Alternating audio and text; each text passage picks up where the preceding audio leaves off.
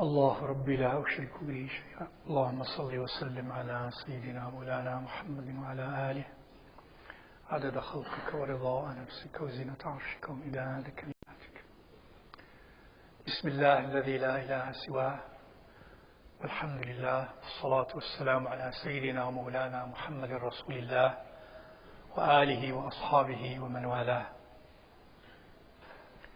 اللهم افتح مسامع قلوبنا لذكرك. Ya Allah, please open the hearing channels of our hearts to that which reminds us of you. In the next hour and a half or so that we have, inshallah ta'ala, we're going to enter the field and the realm of the inner dimensions of fasting, the spiritual dimensions of fasting. As we must know that those dimensions are at least as essential as the dimensions of the external part of fasting. Those external dimensions are essential because this is the shara of Allah through Rasulullah sallallahu alayhi wa sallam. And again, as it is well established amongst our respected ulama of sacred knowledge, that if we begin to be interested in the spiritual realm without the shari realm, without the sincere and rational following of Rasulullah sallallahu alaihi wasallam externally, that our claims of internal objectives and aims spiritually are stained and they are not sincere. We have to be very careful. After having therefore presented in this brief 2 hours or a little more about the external fiqh of Sawm, then I'm sorry. Oh, it was on. Can you hear me? Can you hear me?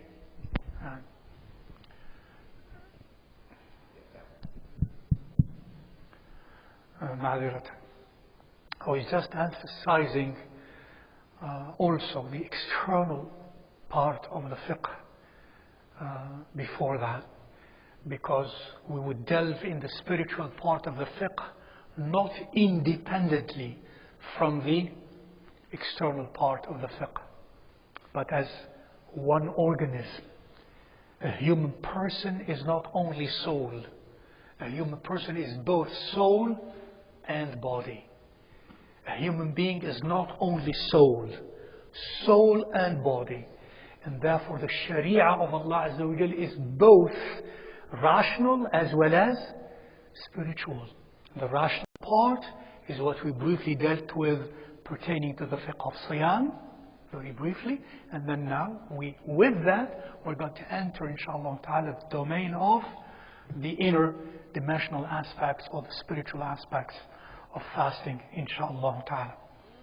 First of all, I would like to speak of at this level, when we fast, there are maratib, if you will, of fasting. There are levels inside of us when we fast. In other words, imagine, and may Allah be exalted from analogies, Allah watching us. And again, may Allah be exalted from analogies. Allah watching us, and He's not in space or in time. He's the creator of space and of time. So again, keep that in mind. Allah's watchfulness over us. Allah watches us, not only what we do externally, but what we do and what we are at all levels of our existence. At all levels of our existence, including our levels of awareness of existence. Are you with me? Your level of awareness of existence sometimes is just at this level, an external level. Like if you are a scientist, you look at a mineral at the external level, and you can look at that mineral using a microscope. That's another level of your awareness of the existence of the mineral. And then you can go even deeper level using a scanner You can even look deeper. You can even look at deeper level by using special instruments to go to even the particle level of mineral. These are levels of physical existence.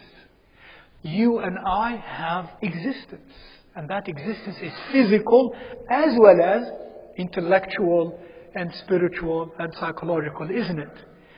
And you are aware of those things at some level. Allah Azza wa Jal is aware of what you are aware of and what you are not aware of about yourself and about other things. يعلم السر وأخفى. Subhanahu wa ta'ala. يعلم السر وأخفى. So my fasting, this ibadah of fasting, at which maratib of existence I am. When I practice fasting, at which levels of the meaning of fasting I am. It could be one level, it could be two, it could be three, it could be four, it could be none. But I should know that Allah Azza wa Jalla is aware of all of those maratib. Allah Azza wa Jalla is aware of our thoughts at every level of your thoughts. Allah Azza wa Jalla is aware of my and your emotions at every level of those emotions. Aware of them. An example we mentioned, Allah is all aware surely of all the levels of matter. From the apparent to the level of the atoms and the particles and the quarks, all levels, at all energy levels, He's Azza wa Jal aware of that. That's where we begin. Number one. And thus, first of all, the first most external martaba of fasting is al-imsaku anil akli wa shurb. As-sawmu anil akli wa shurb. Is to withhold from the mufattirat in general, like al-akl wa shurb. Is to withhold from that which would otherwise nullify my apparent fasting, like we were mentioning earlier in the fiqh. Mentioned those. That's the first level, fasting. I'm fasting. I'm fasting. Are you fasting? I'm fasting. Yeah, prove it. Look at my tongue. You know, when we were young, my tongue, see, doesn't have any moisture. It's dry. That's when we were young. Your mom checks. Are you fasting? Show me your tongue. If it's moist, if it is red, or you ate something, you drank something. That's the level of fasting. And don't you think that most of us, perhaps, when we fast, that's what we mean? Isn't it? I think it is. It's a fact. I think it's a statistical fact. That when we fast, this is what it means to most of us. I'm fasting. Did you fast today? Yeah, I fasted. Alhamdulillah. I fasted. And this is the first martaba of fasting. That's required. That's necessary. That's wajib. That's fard. That's fulfilling the arkan external of siyam. It has to be there. That's why it is the first apparent external martaba, degree or level of fasting or dimension of fasting. Because Rasulullah ﷺ did mention, and the Quran mentions about withholding from mufattirat from dawn to dusk. The text is there, the Quran and the Sunnah. The texts are too many for me to enlist to you. As many of you know, and we have mentioned them on many other occasions before, from the Quran and the Sunnah of Rasulullah sallallahu alaihi wasallam. كُلُوا وَاشْرَبُوا حَتَّى يَتَبَيَّنَ لَكُمُ الْخَيْطُ الْأَبْيَضُ مِنَ الْخَيْطِ الْأَسْوَدِ مِنَ الْفَجْرِ ثُمَّ أَتِمُّوا الصِّيَامَ إِلَى اللَّيْلِ. And then وَلَا تُبَاشِرُهُنَّ وَأَنْتُمْ عَاكِفُونَ فِي الْمَسَاجِدِ, etc. All that tells us about these external requirements of fasting. And similarly, the hadith of Sayyiduna Rasulullah sallallahu alayhi wa sallam. So that's the first level of fasting. But that's not what the essence of fasting is only. This fasting is intended for me to lead me to a now deeper martaba, a deeper layer in terms of the meaning of fasting, to be aware of and to practice. To be aware of, because as I said earlier, Allah is aware of all the existential levels of our awareness, of those existential levels. Where your mind is at any level, Allah is before that. Where your heart is at any level, Allah is with you and before that. معك سبحانه وتعالى حيثما كنت على كل المستويات والمراتب. At all levels, Allah is with you. Not only with, again, many of us when we say Allah is with you, most of us think of Allah is with you. I'm here, Allah is with me here, meaning this meaning of being. Being with you at all levels of your existential realities, of your thoughts, of your feeling, of your emotions, wherever you are, He is with you. And He knows Azza wa Jal.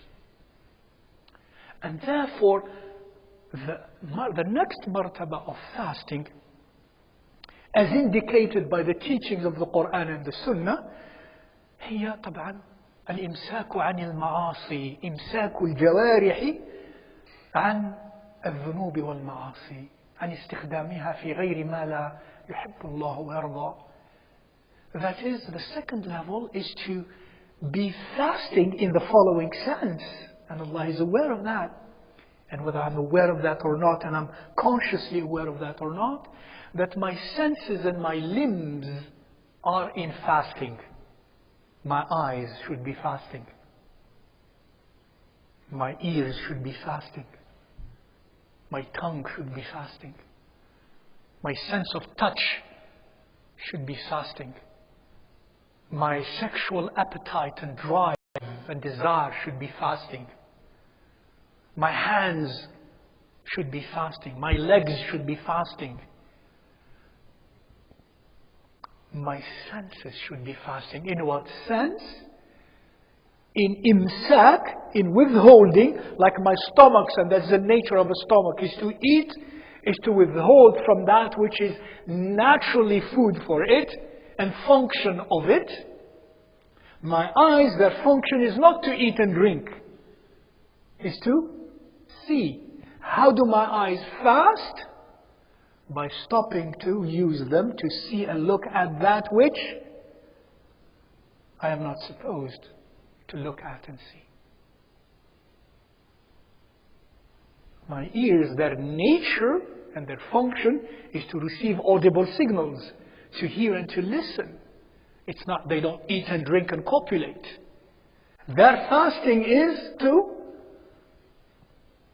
not hear sounds and listen to words deliberately and voluntarily that are displeasing to Allah Azza wa Jal.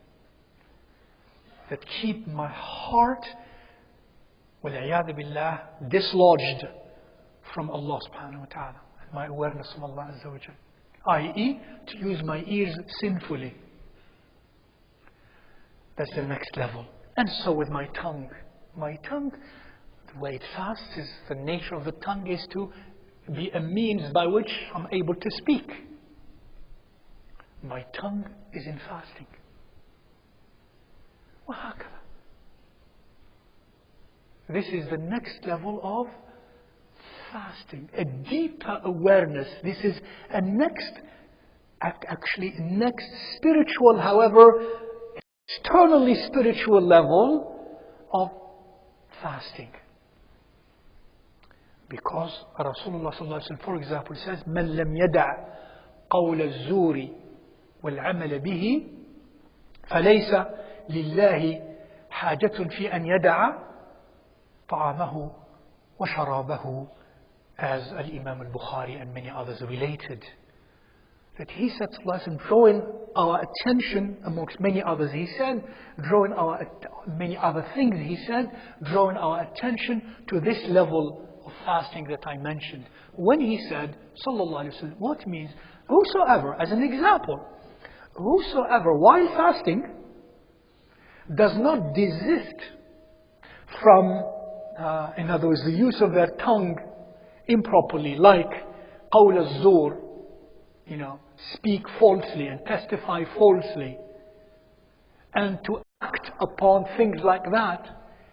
While fasting, he says, sallallahu alaihi wasallam, Allah is in no need for this person not to eat and not to drink.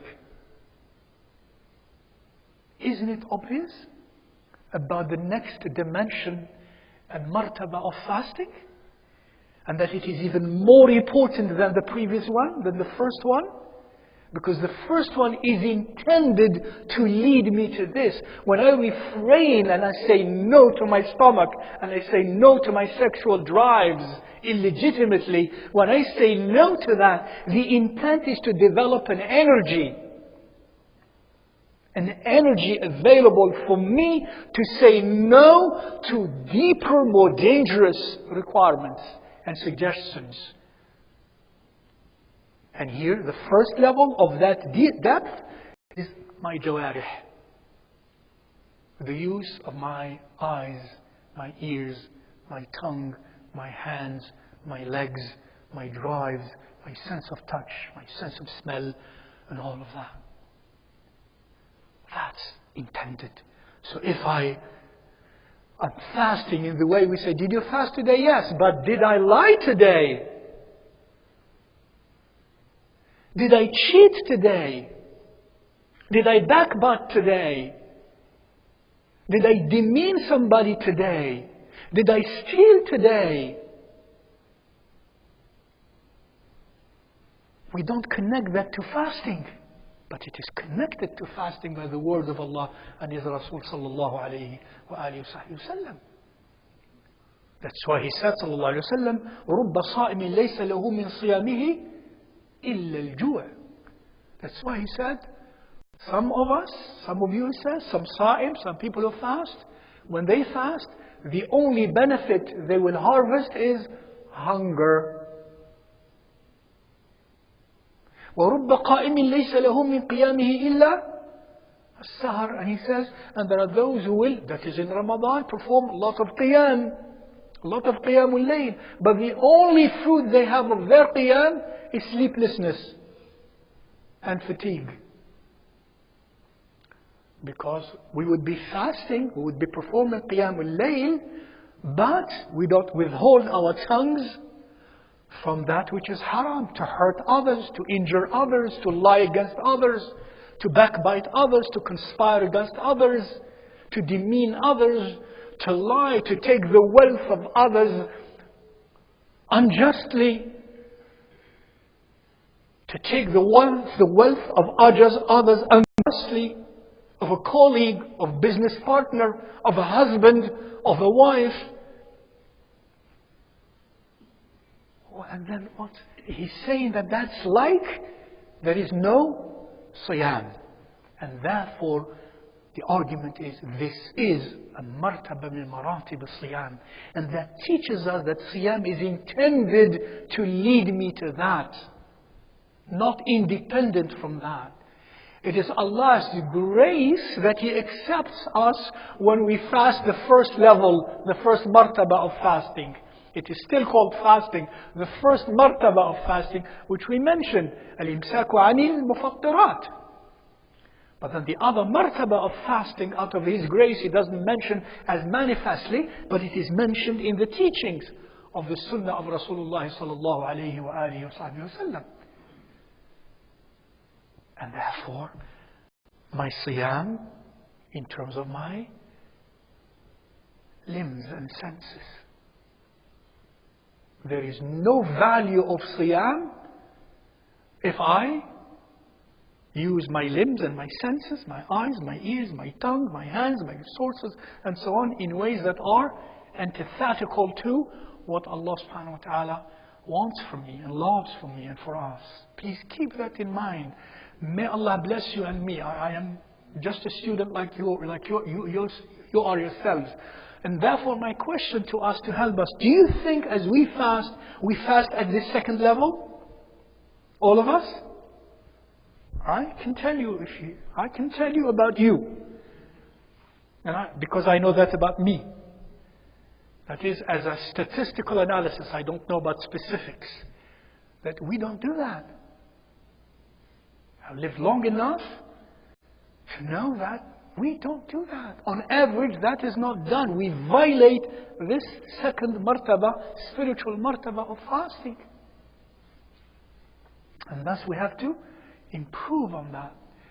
First of all, to improve on that is to implore Allah Azza wa Jal for forgiveness and in repentance, asking Him for forgiveness. And second, to implore Him sincerely to give us that drive inside of us and that energy to go also at this level of fasting. And that's to be more aware spiritually of my relationship with the world. This type of fasting is a fasting that is, forever, as long as I live. The fasting, the first martaba is only during the month of Ramadan.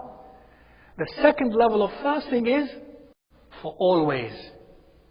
That's a required fasting for always. You can see that out of His rahmah, Allah Azza wa Jal, if He made it mandatory on us to fast in that way, and He put it in that way, Ya Allah. But He didn't call it fasting. But He indicated that through these teachings, subhanahu wa ta'ala, to us. Not only that, the next martaba of fasting, another martaba, deeper spiritual level of fasting, as it would be put, and this is the origin of the one previous to that, al-siyamu an hudud al-nafs وعن الفضول. الصيام عن والإمساك عن حظوظ النفس والفضول. حظوظ النفس والفضول. What does that mean? First of all, al-fudul. Let me say, begin by al-fudul. Al-fudul, the siyam pertaining to fudul.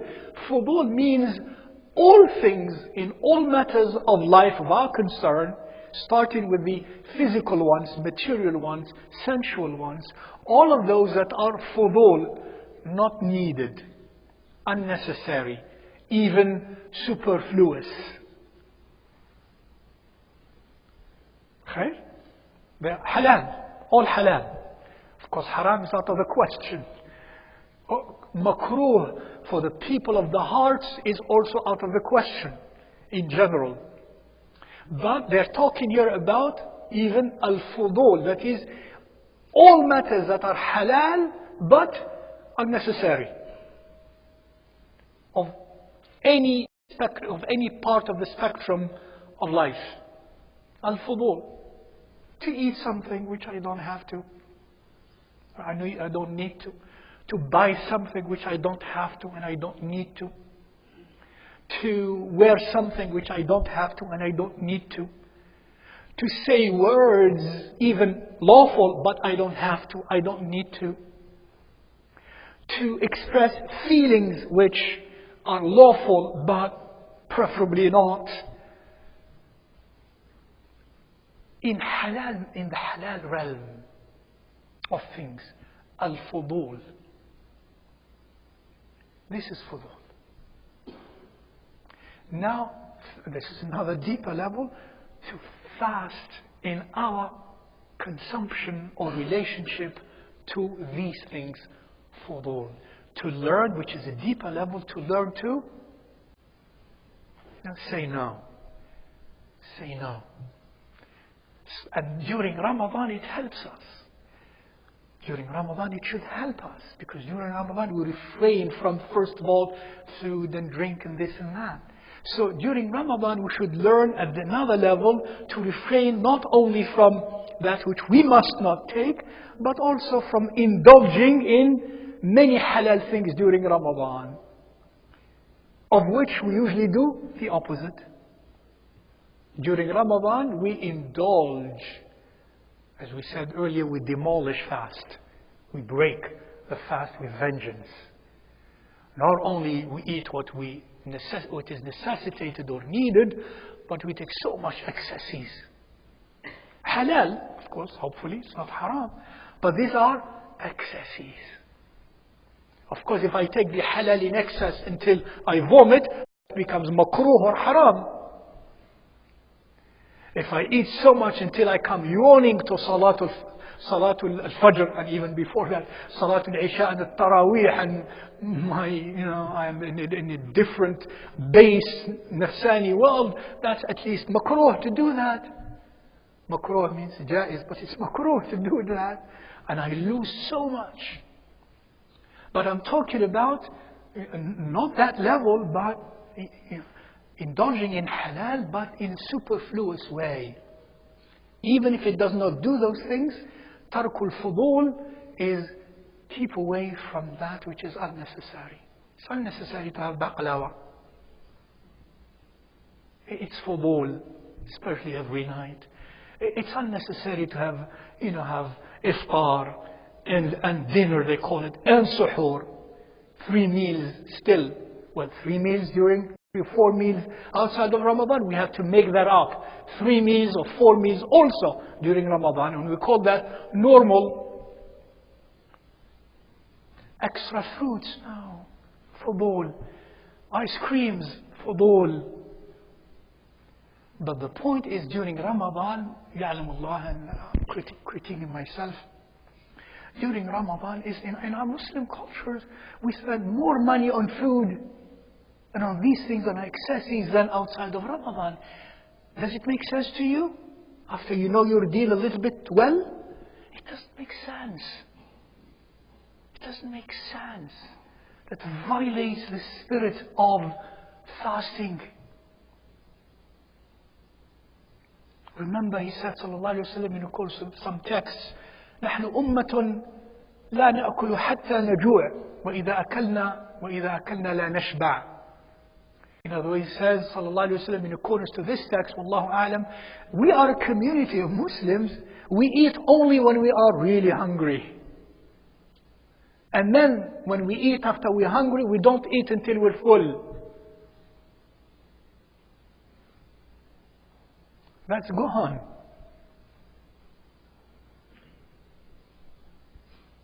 Tarkul fudul. Keep away. Since it is Ramadan, Ramadan is about the spirit. More salah, more dhikr, more qira'ah, more quietness, more quietude, more khalwa. That will help me give up certain, even fudul, excesses.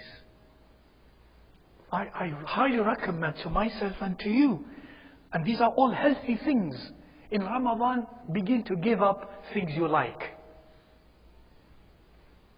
Begin to give up things you like and that are not necessary. Soda. Challenge you. Give up soda, especially the elders and the adults, and no soda, especially those young men or sisters who want, mashallah, the tazkiyah of the nufus. Give up things you like. No soda.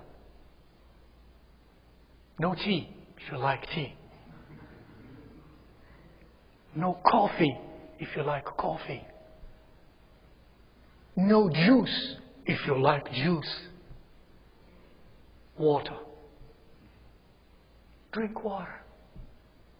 And you will see, especially if in dhikr and in dua and in tilawat al-Quran, you will see how even your body will become healthier.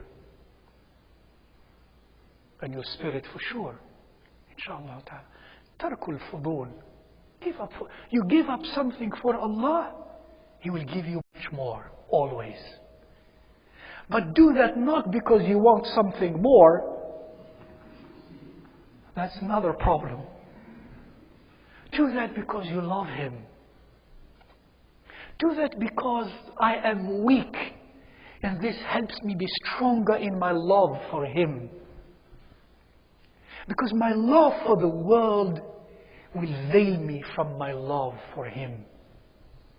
They cannot be together. And if I begin to do that patiently, gradually, incrementally, Allah will reward me. This is incremental change, little by little. To give that up. And you will see how many things will change. And maybe one day one will end up, outside of Ramadan eating once a day. Fasting or not fasting, once a day. And feels complete satisfaction. It doesn't have to be 3 meals a day, especially for the adults. You don't have to carry a bottle of water wherever you go with you. You don't have to do that. Carry him in your qalb through dhikr, or desire to carry him in your qalb through dhikr, through tilawat al-Quran, through salah ala nabi, through reflection, through quietude, through forgiving, through patience. That's how you will learn, inshallah ta'ala, to carry him in your heart, as he subhanahu wa ta'ala teaches us through Rasulullah sallallahu alaihi wasallam, that he's in the hearts of those who are conscious of him subhanahu wa ta'ala.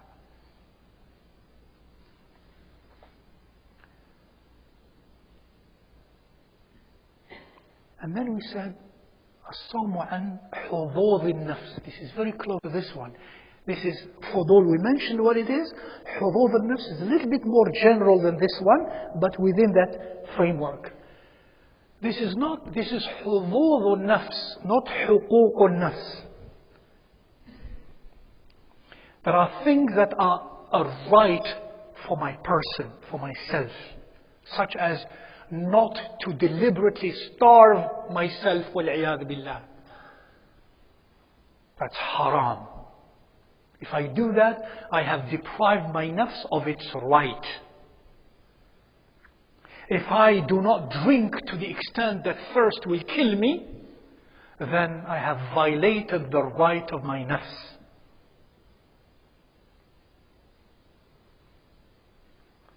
And so on. We're not speaking about the haqq of the nafs. And by the way, each nafs, depending on its level of spiritual maturity, has a definition of haqq, of right. What is the right of the nafs? Some people need to consume a lot more for the right of the nafs than someone who needs to consume half of that, and that's the right of his nafs. But that will change the more we mature, mentally and spiritually especially. That will change. The right of my nafs will become, when it comes to the worldly matters, less and less and less. Including if I do not sleep deliberately, وَالْعِيَاذُ بِاللَّهِ, until to fall really seriously ill, or to be mentally ill, or to die, وَالْعِيَاذُ بِاللَّهِ. That's haram to do. I have deprived my nafs of its haqq. But we speak of hadh of the nafs. The hadh of the nafs, again, is that which is not necessarily as a right of the nafs. Anything that is not the right of the nafs is extra, which is a little bit, beyond the fudul. Hadh of the nafs. It's good to have, nothing wrong with that. But it's not necessary. It's not necessary. Certainly the superfluous that we mentioned, the fudul, enters into this category. Imagine the necessary and the fudul and the superfluous. Something in between is the hudul. My hadh, my share. It's good to have, but it's not necessary to have. And sometimes the hudud of the nafs, depending on what kind of nafs, are very treacherous, very evil, very sinful. The nafs wants it. It's hadh, not its right. Because the nafs hadh could be haram, clearly. But the nafs loves it. It has a hadh in it. It has a benefit in it as it perceives it. But it is not a right of it necessary for it and for its well-balanced existence. That's a hadh. So here they speak of الإمساك عن حظوظ النفسي.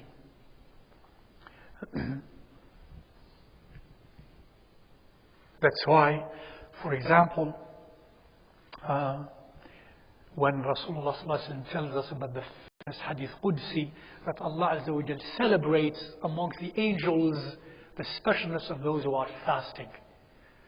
And He says, subhanahu wa ta'ala, يَتْرُكُ طَعَامَهُ وَشَرَابَهُ وَشَهْوَتَهُ مِنْ أَجْلِي. وَشَهْوَتَهُ مِنْ أَجْلِي. God Himself Azza wa Jal says in this hadith Qudsi, celebrating and praising the one who fasts, and fasts also in spirit, that person refrains and keep away from food and drink and his appetite in general, and his shahwa. That's what you have an appetite for of any kind. He said, he or she does that because of me, for me, min ajli. So الإمساك عن الشهوات هو من باب الإمساك عن الحظوظ. حظوظ النفس. Withholding from the shahawat is, if you will, a paragraph in the chapter of withholding from the حظوظ of the nafs. Not everything I like, I acquire because I like it. That's حظوظ النفس. It's not حقوق النفس. Not everything I like to feel, I allow myself to feel. Not everything I like to say, I should say. You would agree, right? So this gives us an idea of what is meant by حظوظ النفس. Sometimes it doesn't have to be. It's even lawful, but it doesn't have to be. It doesn't have to be. And if we had time, I'd tell you about some wonderful stories of our predecessors in the practice of this level of awareness of Allah subhanahu wa ta'ala in general, and of fasting in particular.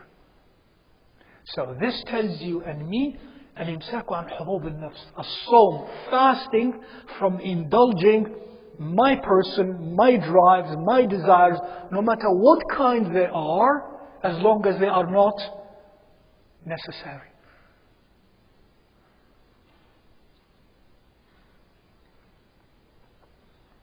يترك طعامه وشرابه وشهوته من أجلي. That's why he says, صلى الله عليه وسلم, قليل يكفيك خير من كثير يطغيك. Or as it is said, he said that in the meaning of a text, surely. قليل يكفيك خير من كثير يطغيك. In the meaning of what he taught, صلى الله عليه وسلم, as put in this sort of an idiom, when it is said, little that suffices you is better than much that will make you rebellious. That's why حظوظ النفس are the gateway to rebelliousness. When we indulge our nafs with its حظوظ, I'm not talking about حقوق again, even the حظوظ of the nafs. When we begin to indulge our nafs in its حظوظ, that's the gateway into becoming a person with a personality rebellious against the divine. And then we develop opinions and views and arguments that are exactly that, rebelliousness against the divine. And we feel very, وَالْعِيَاذُ بِاللَّهِ, with that nafs, we feel very comfortable even with those attitudes and those arguments and those opinions. And the gateway to that is beginning to indulge the nafs in its حظوظ.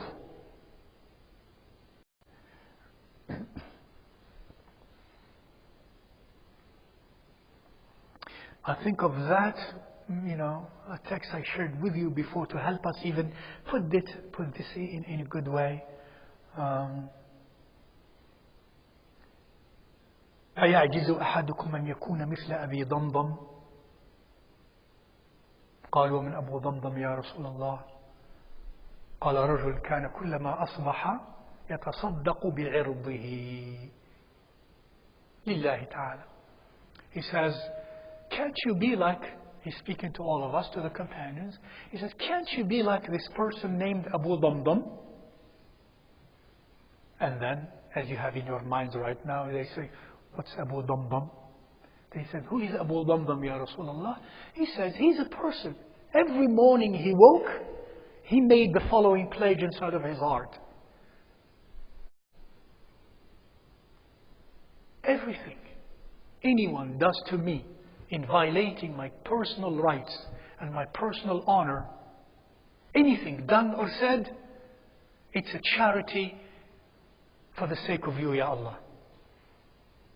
Sadaqah, this is sadaqah. He gives of himself. He says, every morning he wakes up. This is the commitment he makes, the pledge he makes. يَتَصَدَّقُ بِعِرْضِهِ. That means anyone today, Ya Allah, who will do anything to me in violating the sanctity of my person, of my honor, personally, it is sadaqah to him for your sake. La ilaha illallah. This still, I think, falls into why? My nafs. I don't indulge my nafs. My nafs wants justice, yes. But also it wants vengeance. And it wants, if it does not want vengeance, and it wants justice, and if it's going to give up some justice, at least it wants to be in between. Neither vengeance, nor no justice at all. And if it is not justice, still something that I have the right for, or I like, that could be hazz of my nafs. That could be hazz of my nafs. If I have that ability to give that up as charity, this is sawm of that deeper dimension. My nafs is not going to be given everything it wants, whether necessary or not. Sawm. Not withholding, not giving, not indulging. That is sawm. At that level, that's the third martaba. There is, they say, another martaba which is close to this one, of fasting. That fasting is intended for me to develop. Namely, طبعا صوم, first of all, صوم القلب عن الأخلاق الدنيئة. I would say this first. صوم القلب عن الأخلاق الدنيئة. Now it's fasting of the heart. Fasting, we're talking about meaning withholding, not indulging, restricting, controlling. My qalb from allowing in it any attribute and therefore any energy that is bad, which would be identified as bad khuluq. Something that is ugly, that will translate as ugly character. Because our ugly character is born where?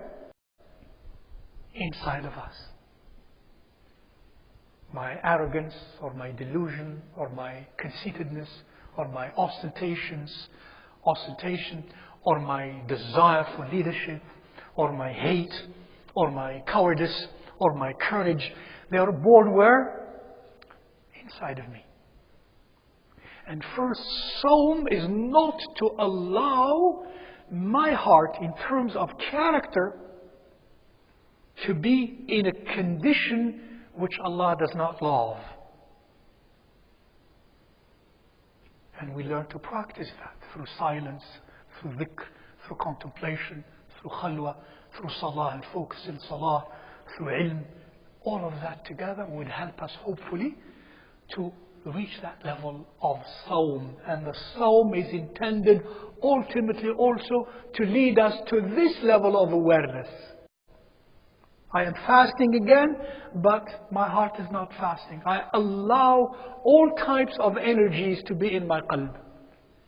Of hate, of anger, of ostentation, riya, of delusion, ghurur, of conceitedness, ujub, of arrogance, kibr,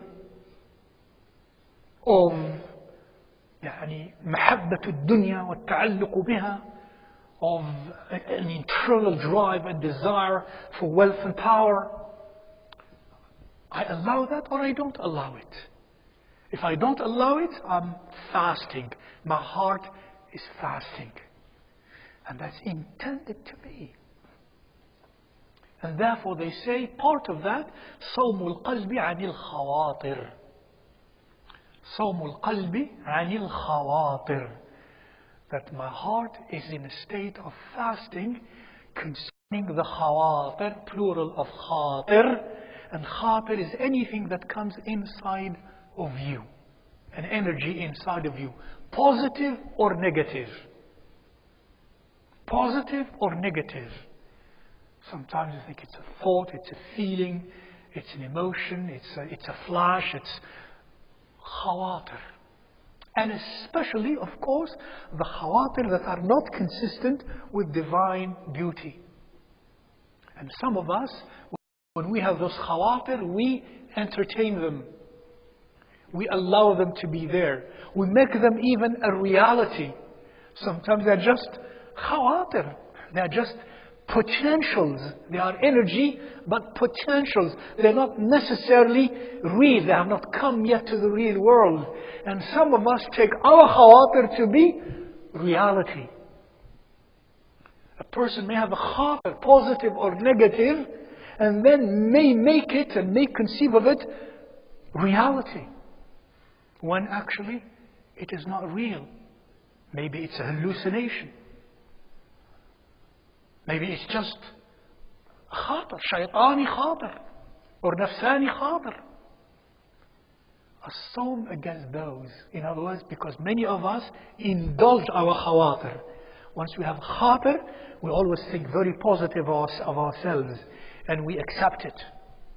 Whether it is proven to be shar'i or disproven to be shar'i, proven to be non-shar'i. But I trust my feelings. I trust my heart. Some of us say, I trust my heart. My heart tells me this and that. My heart doesn't count.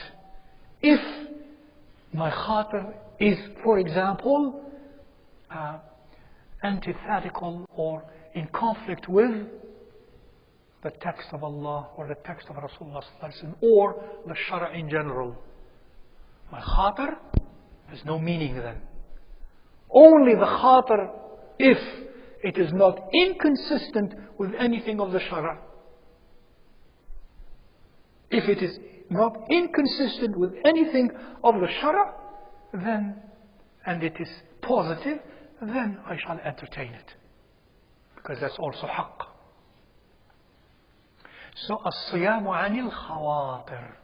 Subhanallah. And finally, leading to, and that's an aspiration. What do you think the ultimate thing is?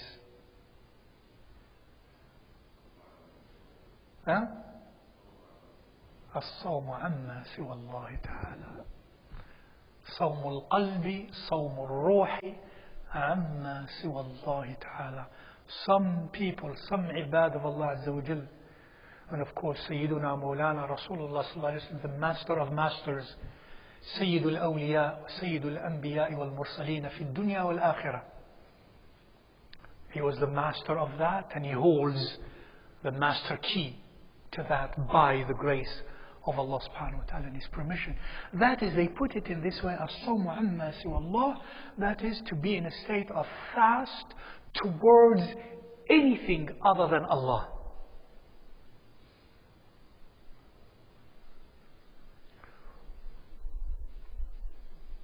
May Allah help us at least reach the notion to understand at least intellectually what that could mean before, if Allah wills, to elevate us to the level of actually being in that spiritual state. And يصوم عما سوى الله ليس في قلبه إلا أسماء الله وصفاته. In his heart or her heart there is only the manifestations of the attributes of Allah and His names. I say this and I'm not going to go further than that. And some say there is deeper than that. But that is beautiful and that is all agreed upon. In which the person's heart is filled with divine beauty and majesty. Because all the names of Allah Azza wa Jal are either of beauty and or majesty. إما أسماء جمال أو أسماء جلال وهو في جلاله جميل سبحانه وتعالى also. Imagine that. And a person like that would have no volition, no desire, no will, nor love, nor hate, nothing except as Allah loves or wills or desires or does not desire.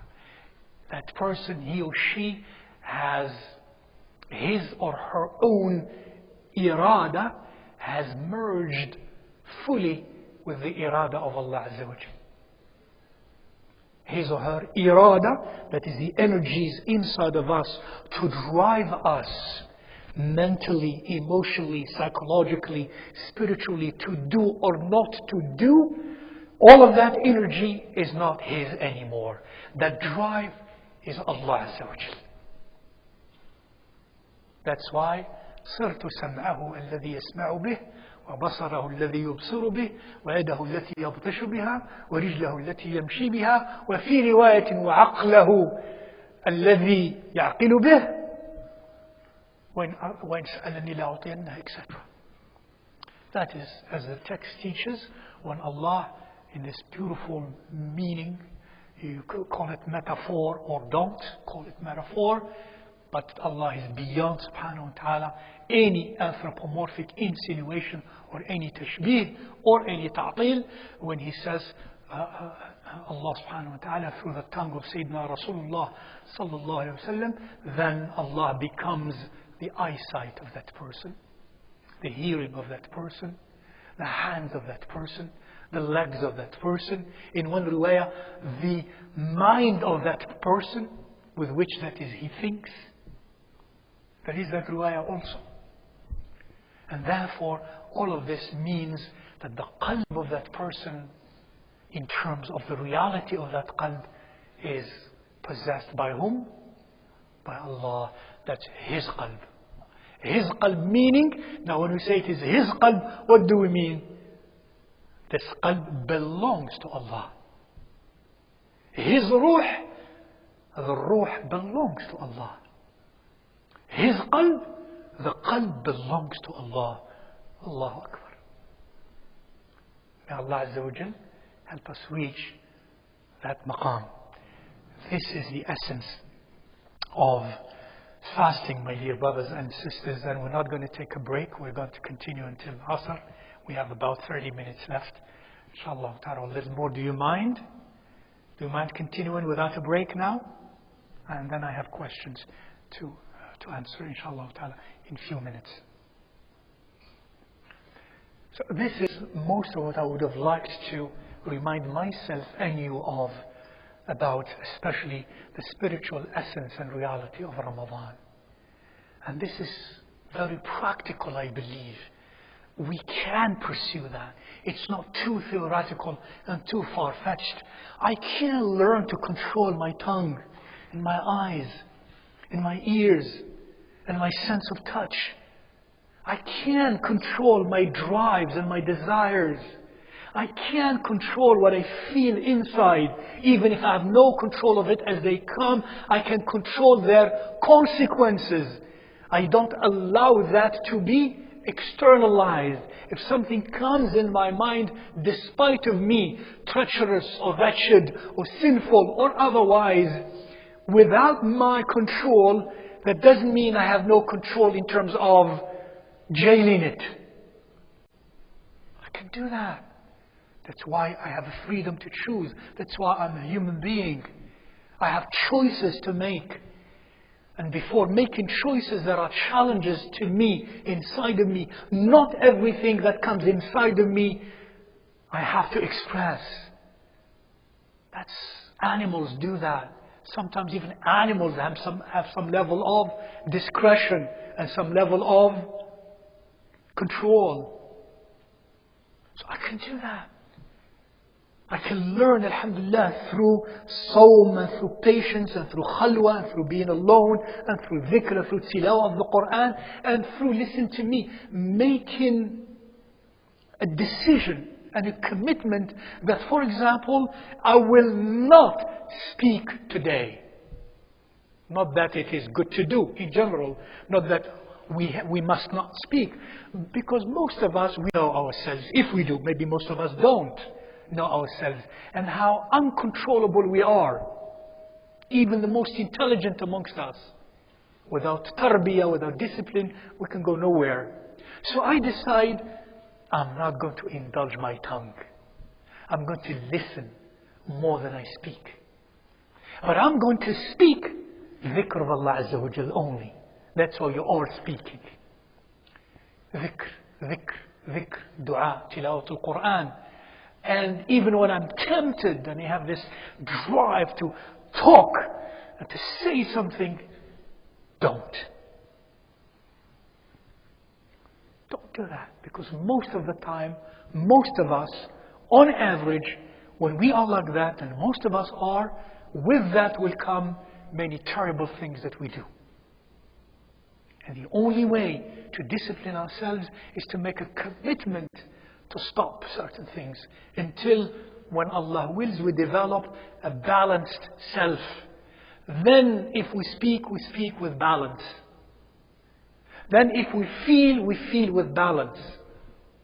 And we're not extreme and excessive in all of that. So, this is possible to be achieved through fasting, through dua, through dhikr, through khalwa, moments of solitude, to contemplate, to make sense of what we are, to always be a litigant against the self, not for the self. This is the essence of Ramadan, the essence of fasting, because when we fast, we don't indulge the nafs. To indulge the nafs is to be a lawyer for the nafs, a litigant for the nafs. To fast is the opposite, to be a prosecutor of the nafs, not a litigant of the nafs. And if in Ramadan and outside of Ramadan we do not pay attention to these things, then Ramadan would not have been very fruitful for us. But just shallow. Very shallow. We can do that, and we will be sure that Allah Azza wa Jal will always recompense us in much greater ways if we gave up certain things we usually do, we usually desire, we usually want, we usually say, if we give that up for Him Azza wa Jal. Because it is easy to indulge our nafs, isn't it? Everybody can indulge their nafs. That's going downhill. Everybody can do that. That's easy to do for everybody. Do we want to be like everybody? I hope not. But not everybody is able to walk uphill to not indulge the nafs. But Allah Azza wa Jalla, therefore Allah, by His rahmah and His hikmah, He subhanahu wa ta'ala institutionalized for us siyam, fasting, in order to begin to develop those attributes. And in life, if we live 50 years or if we live 70 years, on average maybe, and we fasted of those 50 years, hopefully at least 30 years, well, in 30 years, if we're fasting with this awareness, many things would change in our lives. Wouldn't you say? If we practice siyam with these principles, for sure Allah Azza wa Jall's munificence and magnanimity and benevolence subhanahu wa ta'ala would be on our side, His ihsan, and will improve of the quality of our lives and of ourselves and of our hearts and of our minds, would be higher. But if we for 30 years we fast the same way, not eating, not drinking, not copulating, but breaking the fast with excess, using our tongues with excess, our eyes with excess, our ears with excess, our hands, our touch with excess, our thoughts with excess, our feelings with excess. Remember what He said, sallallahu alayhi wa sallam, ليس لله حاجة في أن يدع طعامه وشرابه. If he says, sallallahu alayhi wa sallam, such a person, Allah is in no need for him or her to stop eating and drinking. By the way, that doesn't mean you can eat and drink. That's just double jeopardy. He's telling us that, by not doing these type of spiritual, things, that our fasting is not so, is spiritually worthless. Spiritually worthless. So, and if we are like that, then we are not going to expect to improve and to evolve spiritually. And as you know, we need to evolve. We believe in evolution. I do. Spiritual evolution. And that spiritual evolution, as Rasulullah sallallahu alaihi wasallam teaches, and some ulama teach, that a person who today is not different than yesterday in terms of becoming better spiritually and morally, then this person is a loser. SubhanAllah. The one who's today is no different than his yesterday is a loser. Meaning, if today he or she is not better morally or spiritually, at least in desire and in drive, is not better than what he or she was yesterday, then that person is a loser. So we need to evolve spiritually, to change always. And Ramadan is that wonderful opportunity for that spiritual evolutionary change inside of us. And we do believe in evolution in the sense, because some of us are at the level of a vegetable. A vegetable is a living organism, is a living being. It lives, but it doesn't think. It doesn't make certain choices. It's spiritually, as far as we know, without choice. And we can still argue that anyways. Some of us are like a vegetable in that sense, spiritually. And then the vegetable, a higher level of existence is animal life. Evolved to an animal life, spiritually. An animal life makes choices. Some level of cognitive processes. And then we raise to a human being. And a human being is supposed to be more intelligent and has more cognition than the animal, and more spiritual awareness. But that spiritual awareness is many, many levels. Until people are raised in those spiritual levels, if we are raised until we become like, as it is taught in our deen, we become like angels. We become like angels. You see, we evolve spiritually until hopefully one day we reach the angelic condition of a nafs, and of a heart. I said this because about changing. And if our siyam does not help us, does not contribute to this spiritual evolution, then our fasting is spiritually worthless. And we need that spiritual nearness to Allah subhanahu wa ta'ala, my dear sisters and brothers. And thus I advise you and myself, inshaAllah ta'ala, as much as we can, inshaAllah ta'ala, to practice these principles, inshaAllah ta'ala. First of all, by, as I said, a lot of dua to Allah Azza wa Jal to help us with that. And to acknowledge our shortcomings in front of Allah. And not to stand in front of Allah as we pray and we solicit from Him. Not to stand in front of Him with a sense of arrogance and a sense of self-fulfillment and a sense of ostentation and a sense of I am great. But a sense of total bankruptcy in front of Allah Azza wa Jal. No matter who one is, man, woman, scholar, student, lay person, sinner, an obedient, come to Allah with bankruptcy during this month especially. Tell Allah that, Ya Allah, I have nothing worthy to make me worthy of standing in front of you. To make me worthy of your generosity. But I do stand with that worthlessness, beseeching you not to entrust me to my worthlessness.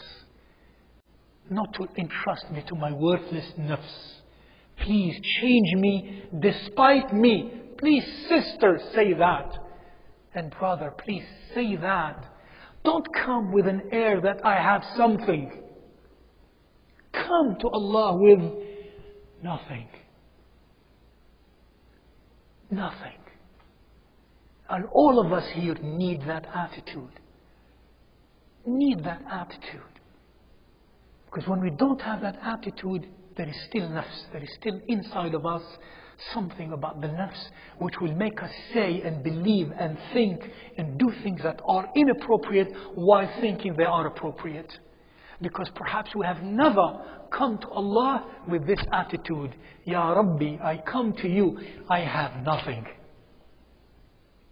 I come to you with all the bundles and the loads of sins, external and internal.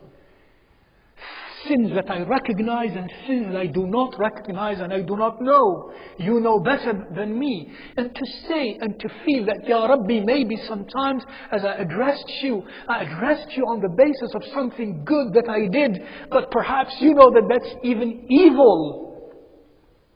That I have come to you with an attitude about an event or a situation or a problem, being sure that the truth is on my side. But I cannot be sure, and maybe you know that I was wrong. My salah, my siyam, my zakah, my dhikr, my dua, I don't know whether they are worth of your divine presence. Don't come to Allah with the opposite attitude. And only then, He Azza wa Jal, may bi'idhnihi Azza wa Jal, help me discover my flaws inside of me. Come to Allah with that attitude. And with that, a lot of dhikr of Allah Azza wa Jal. Make it a point to be in dhikr of Allah Azza wa Jal. Despite the fact that something inside of me or you will tell you or me you don't have time. Go to do something else and you're feeling that restlessness, that negative energy to make you do something else. That's either nafs or shaitan in general.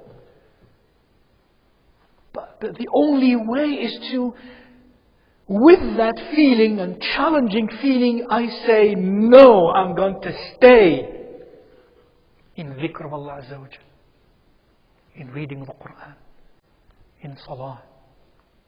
Or just like that urge and energy inside of me that says, speak, your words are beautiful, your words are the truth, express yourself, don't be low, don't be bossed. Yeah. Say inside of you, no. Counter that energy with another energy, and you make the choice. This choice is not made for you. Yes, there are exceptions, but exceptions is not the rule. You make that choice to say no and to counter it with another energy, and you will not speak. Siyam.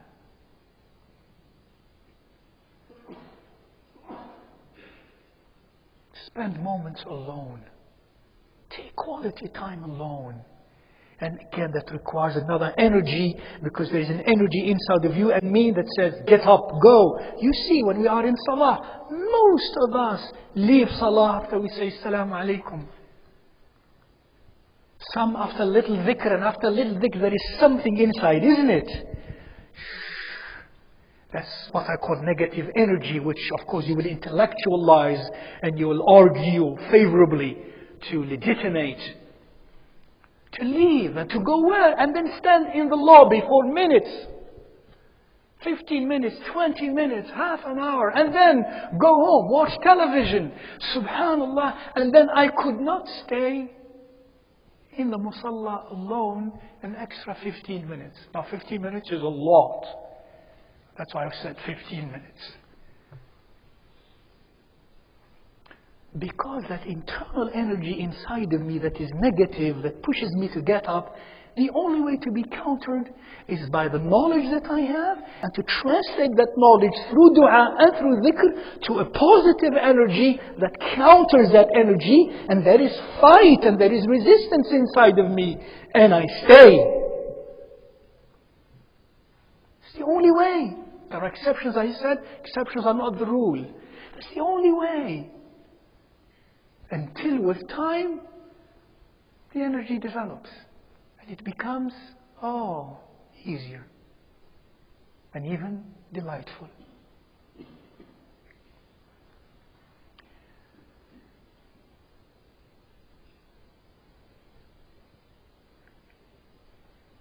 And practice eating less. Please practice eating less. Practice not to be vengeful in breaking the fast. Practice to withhold. Think of Sayyiduna Rasulullah sallallahu alaihi wasallam.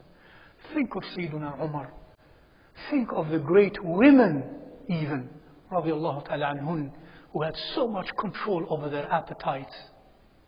Think of them. Think even of your forefathers, just a generation or two ago, living in the countryside, and they eat frugally, very humbly, and that's all their lives. Throughout the year, in the most difficult circumstances, they fast, and what they eat, and I know that for sure, they eat something called the ruina. Ruina is something like grind, like a flour from barley or so, and it is mixed with water, sometimes with some butter or something moist. And that's the way they live all day. For months.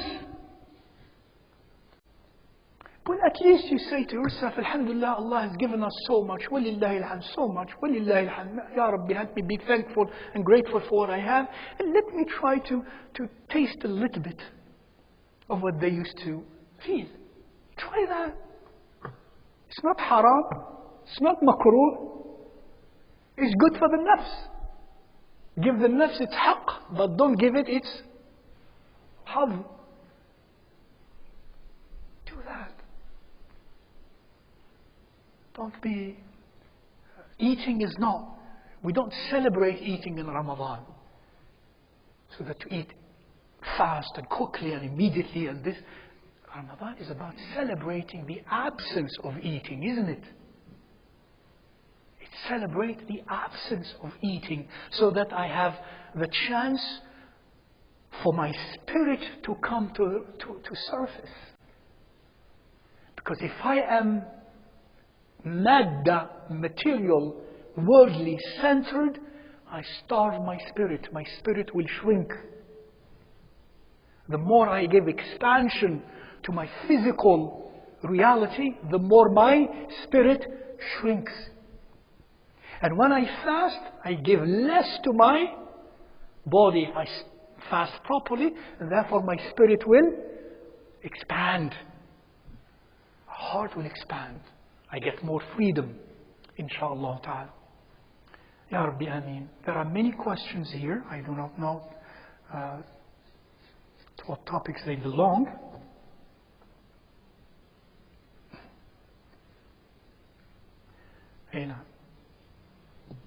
And as we perform, as we have iftar, alhamdulillah, as you know, dua is highly recommended. Any dua, as we have iftar, is good, number one. Any dua, of course, in which there is humility and humbleness in our relationship with Allah Azza wa Jal, and the dua in which we are not transgressing or saying anything wrong or anything improper or anything hurtful or anything against somebody. But dua, any dua is khair. Number one. I repeat, any dua with this condition is good. Some of you understand that, Rasulullah said this dua. And if somebody said another dua, they say it's bid'ah. Wrong. The bid'ah is the fact that you say it's bid'ah to that thing. Wrong. Any dua is khair. Any dua is khair. And to say the dua of Rasulullah sallallahu alaihi wasallam is even better. That doesn't mean other dua is not good. That's why our expert scholars had, even by their own selves, alhamdulillah, generated many ad'iyah when they are fasting. In addition to what Rasulullah sallallahu alaihi wasallam taught us, basically, أفطر لا إله إلا الله ذهب الظمأ وابتلت العروق وثبت الأجر إن شاء الله. For example, you know all of that. ذهب الظمأ وابتلت العروق وثبت الأجر إن شاء الله. Or also, اللهم اغفر لي ما قدمت وما أخرت وما أسررت وما أعلنت وما أنت أعلم به مني أنت المقدم وأنت المؤخر لا إله إلا أنت. And any other dua, alhamdulillah. If you don't know this, or if you know it, say it, and other ad'iyah, or say other ad'iyah, it's all khair. There's nothing wrong with that. What is wrong, technically speaking, is to produce our own dua and say this is sunnah. That's bid'ah. Did you see? To invent my own dua and say and believe this is sunnah. That's bid'ah. But alhamdulillah, to have my own dua or the dua of scholars rahimahullah ta'ala included in that, and I do not believe that that is the sunnah, that is no problem with that. Alhamdulillah. And the more dua, the better. Bi-idhnillahi ta'ala.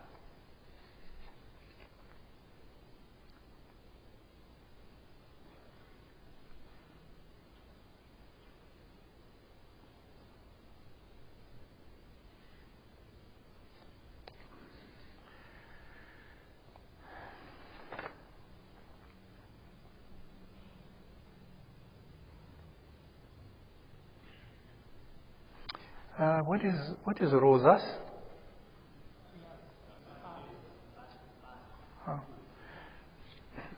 For missed rosas, please be sure next time don't write these things. What if I didn't ask and I'm going to guess?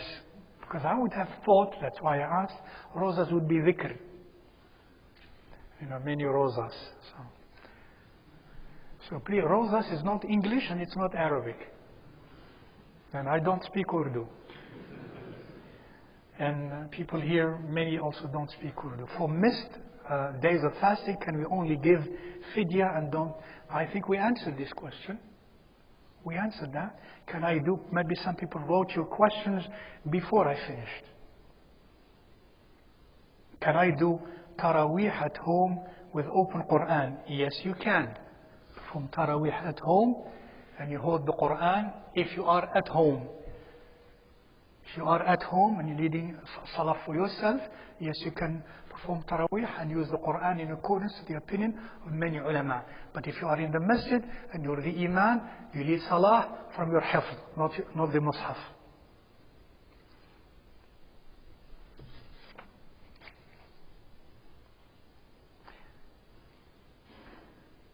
If I am traveling, keep fast here in America and going to Pakistan, then what's the ruling for opening the fast? Can we set? I like this, opening the fast. They don't say breaking the fast. Now that's good. Can we set our clock and open fast according to the American time?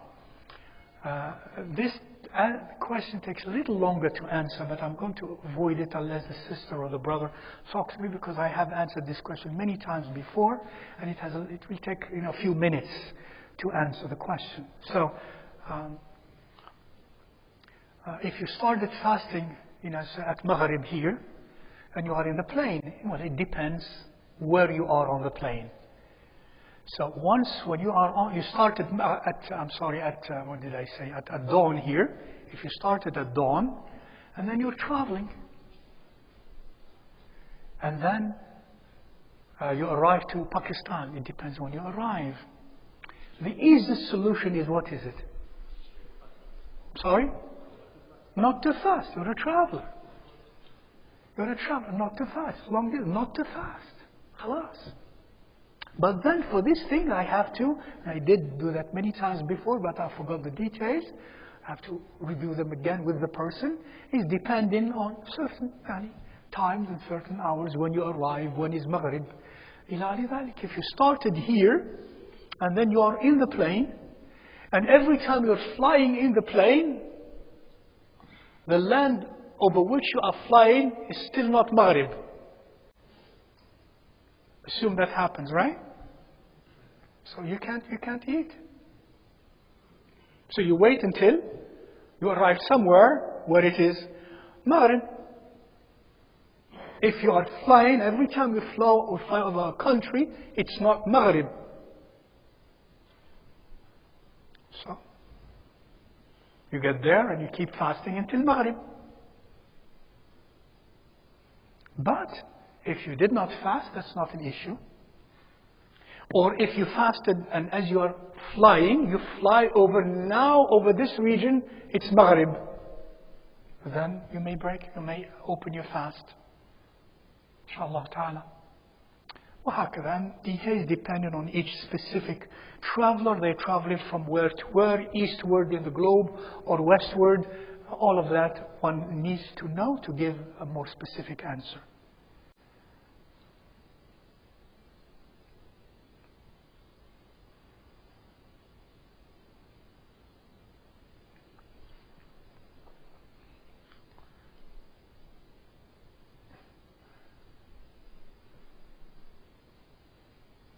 Again, some questions, don't worry about some of the details. Can we have 3 months for 30 days or 2 months or 30 days, the following month will be 29 days? Don't pay attention to that. Leave that for the scholars. These are more theoretical. You watch. What we need to do is to watch for the crescent. If it is sighted, we fast, regardless of what is said here. And if it is not sighted, we do not fast. Halas, that's the rule. Other things are interpretations that have to be consistent with this rule. That 2 or 3 months cannot come consecutively, 30 or so. Forget all of that. Sight the crescent, and there is no issue. If it is sighted, we fast. If it's not sighted, we do not fast. And if we don't pay attention to this, we may fall into this theoretical problem of, can 2 months consecutive be, or 3 have 30 days or not? إلى ذلك.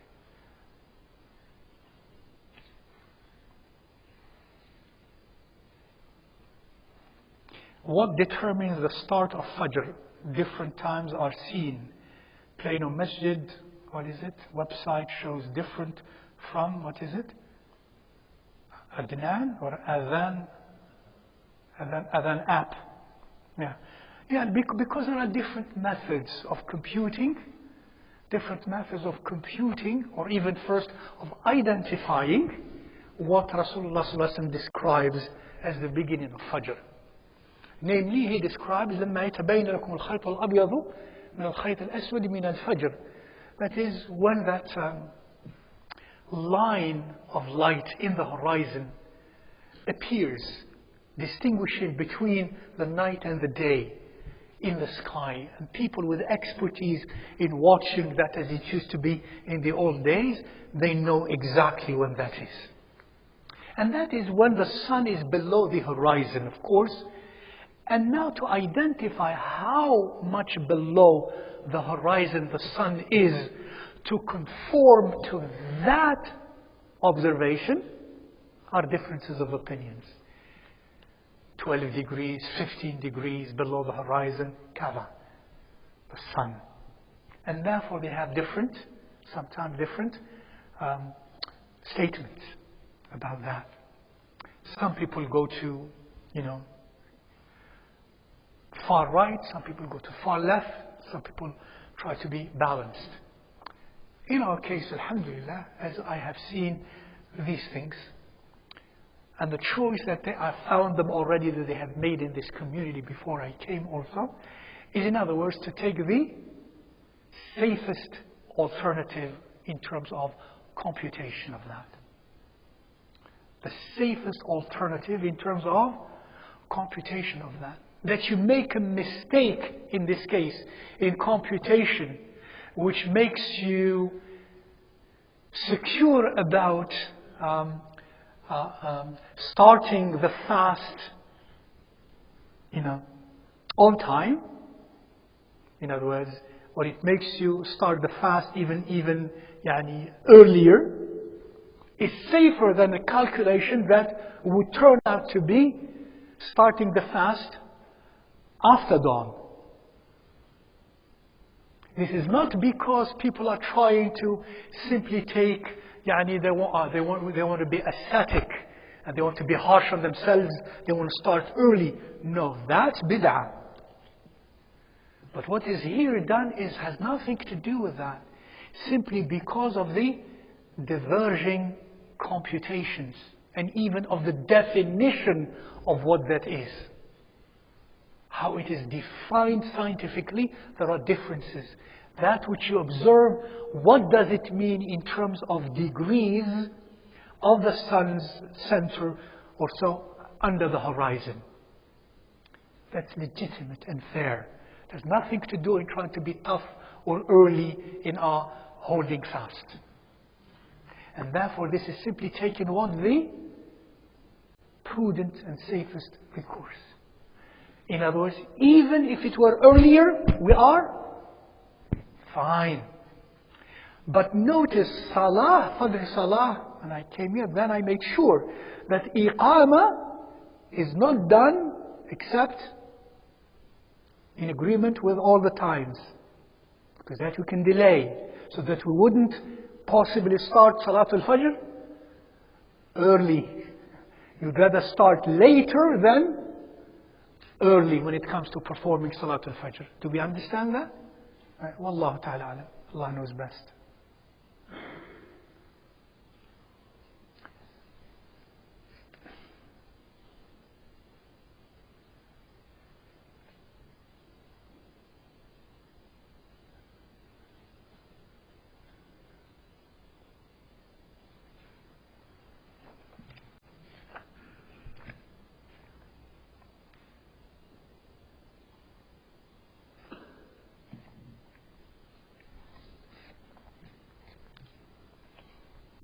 MashaAllah, I think almost all of the questions are about external fiqh. Khalas. What time should we stop eating for suhoor? What time should we break our fast? We are a little bit confused now. May Allah forgive me. So I think about suhoor I just mentioned through the question now. Follow the timing of Plano Masjid. What time we should break our fast? Never break your fast. However, to have iftar, inshallah ta'ala, because this is no issue. To have iftar is at sunset, and sunset is very accurately known by all, no difference. When the time says in our area this is when the sun sets, then that's when it becomes halal to have iftar.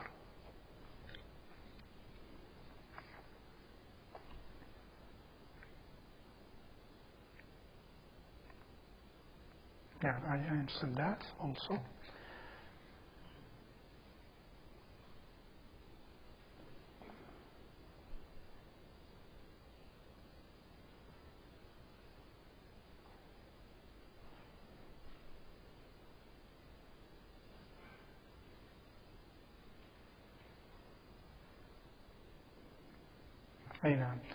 It's a question certainly about our sisters who are, alhamdulillah, have households and have children to feed and have husbands, alhamdulillah, also to take care of and to feed and so on, to prepare food for, etc. During Ramadan, and they want to focus more on the spiritual aspect of their lives, and some of them find themselves torn between the responsibility and their spiritual also nourishment. I would say, first of all, I speak to the brothers, including myself, to the man, including myself. Yani, if we could be, if it is not too much indulging in your generosity, that during Ramadan we give a break to our sisters. Unlike what it is usually done the opposite, we demand more food. for the sake of our spiritual nourishment, let's be mindful of that. Remember the character of Rasulullah sallallahu alaihi wasallam. He comes to the house, is there anything to eat? No, I am fasting. So don't demand from home to eat the regular 3 meals or 4 meals. Don't demand, the extravagance of, the well-established culture in Muslim lands during Ramadan about eating. Don't eat leftovers. Eat simple dates and water and food and soup and bread. And don't eat a lot of meat. Why? In other words, do something to help them not spend more time even cooking. That's first where I begin. A nasiha to my brothers, if you indulge me, and I believe it's a nasiha, inshallah, which is khair, which is good, which is shari, which is even, I believe, mustahab, highly recommended. So that, inshallah ta'ala, if they are good sisters, inshallah, and righteous sisters, they would spend the excess time that they would spend in preparing food, they would spend in ibadah. And if they spend more time in ibadah, it is good for you. Not only good for them. And it is good for the family. It is good for the stability of the family. It is good for even obedience to Allah and to you in the right way. But if they don't have that chance, they are always under stress, and that's not good for the family as well, inshallah. So with that advice, I would simply tell the sisters, do your best, inshallah ta'ala. And hopefully if the husbands appreciate this advice, then you can have more time for that. But if they don't, may Allah forgive them and forgive all of us. And some of us are weak in our nafs. Then, alhamdulillah, take that which you do as ibadah. You're doing this as ibadah, and Allah will reward you for that. Because also you want to keep stability and peace at home. Well, because in this case, maybe sometimes the wife is too weak, and one has to have a lot of patience with the wife. And sometimes the husband is too weak, and the wife has to have extra patience with the husband, inshallah ta'ala, for the sake of Allah. And that would be ibadah, bi'idhnillahi ta'ala.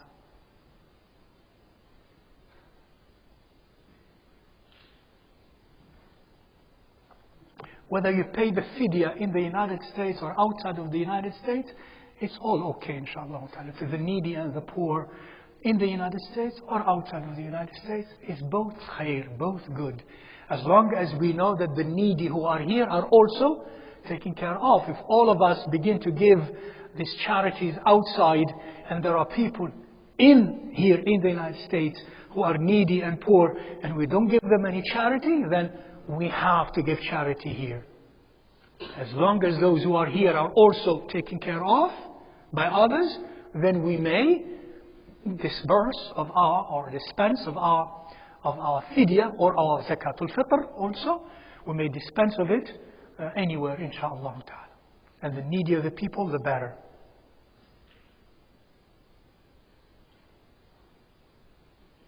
I don't know what this writing is. Is it allowed to fast during Asr till Maghrib? What? Some Muslims, they do. What? Is it allowed to fast during Asr till Maghrib?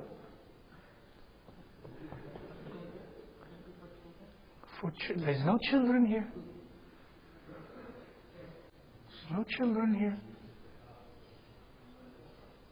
It's written very fast.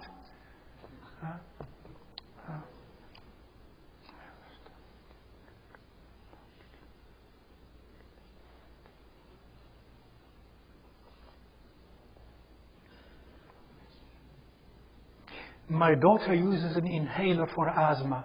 Can she use it while fasting? Yes, she may, inshallah. Now this, can I, between Asr and Maghrib, I could never imagine a question like this. And if there is any person, maybe this was something they meant to write something different. But if this idea exists, then we have another issue to deal with. And there is no such a thing, my dear brother and sister, as fasting between Asr and Maghrib.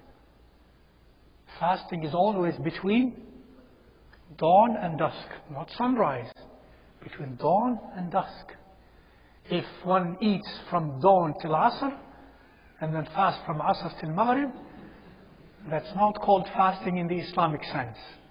Maybe in some other religions or in some other ways there is that concept, but in Islam there is no meaning of fasting in terms of time except between dawn and dusk, inshaAllah ta'ala. And may Allah help us all. Can we use toothpaste and mouthwash during fast? I'd say it is makruh. I'd say it is makruh. Why? Remember the text I shared with you earlier? Rasulullah says, when you do rinse your mouth, when you do wudu and your nostrils, but if you're fasting, don't do that. Don't do that excess. By qiyas analogy, by analogical reasoning, mouthwash is like excessive rinsing. Don't do that, preferably. Similarly, paste and toothbrush, that's excessive rinsing. Don't do that while you're fasting. But you can do that, of course, alhamdulillah, and we do that. Maghrib comes. After Maghrib or before Maghrib, number one. Khalas? After you eat, you finish, number two. After you pray salah, before you go to sleep, number three. After you wake up for suhoor, number four. Khalas, it's more than enough. And then after you eat, you rinse with water. Alhamdulillah, make sure you don't over rinse so that you don't swallow water. And that should be, inshaAllah ta'ala, enough. The questions are all pertaining, as I said, to external fiqh, but a question or two here about internal fiqh I have already spoken of and answered in my discussion. And may Allah subhanahu wa ta'ala bless you and guard you. May Allah Azza wa Jal help us. Ya Rabbi, Ya Rabbi, Allahumma a'inna. Allahumma a'inna ala siyam shahri Ramadan. إيمانا واحتسابا اللهم اجمع قلوبنا خلال شهر رمضان عليك وأبق قلوبنا مجموعة عليك بعد رمضان بل إلى يوم ملقاك يا رب العالمين اجمع قلوبنا عليك اللهم علمنا الإحسان في الصيام Ya Allah, teach us please the spiritual beauty of fasting. Don't only make us aware of those of fasting in the only shallow external sense. Help us practice the different levels of fasting during the month of Ramadan and during our lives. اللهم ارزق أنفسنا تقواها وزكها أنت خير من زكاها أنت وليها ومولاها اللهم علمنا فيه ما جهلنا من علم ظاهر وباطن اللهم علمنا فيه بجودك وكرمك ما جهلنا من علم ظاهر وباطن. Ya Allah, please inspire us and teach us during the month of Ramadan that which we do not know of knowledge external or knowledge internal and spiritual.